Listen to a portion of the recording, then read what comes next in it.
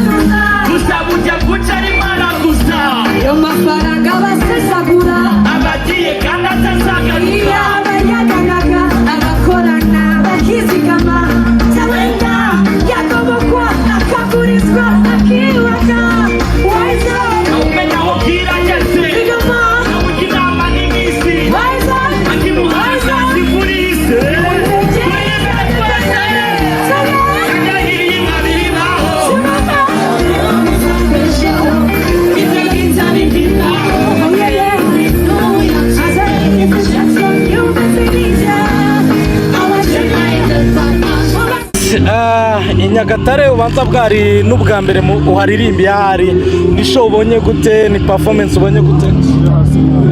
nyagatare ni show ya fresh n'ubwambere ariko nawe mwabibonye was vibes kabisa energy hejuru wari wahisemo uyu munsi kugenda wambaye noneho bitandukanye no kusanzwe wambara ari wambaye nk'abakobwa hari igihe wambara nk'amaniga uyu munsi wabitekereje ujye mbona muri video se natayemo ni imwe yonyine ni imwe oh my god you guys ntago mukurikirana uyu ni njyewe rwose uyu ni njye hari igihe mbyuka nkumva nuko nguko hari n'igihe mbyuka nkumva tugendana uko mbyutse izi ni show ya gatatu muri za MTN Iwacu Muzika ni experience imeze ite uri kubona muri izi road shows ngizi first of all na experience ndi grateful for ndayishimiye cyane first of all imyaka umuntu aba amaze akora nyine uri kubona noneho bya bintu wakoreye nyine udahura n'abafana bawe bose so now is the time yo guhura nabo tukamenya ukuntu bafata ibihangano byacu so it's an experience ndi kwigamo ibintu byinshi cyane ndi gukura it's really beautiful Ariel we uperforminga na Riderman mu ndirimbo yanyu mwakoranye Riderman ukoze kuri stage yawe ni ibintu biziki kuri wowe ni ibintu byadanje icyambere Riderman yan surprising ntabwo nari physically buze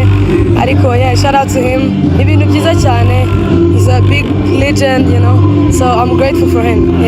wezi wari kuri stage abantu benshi bakaguza gusaba ko uririmbana na Juno ariko babwira ngo muretse mujya utarazana Riderman kubera iki noneho mutaririmbanye nawe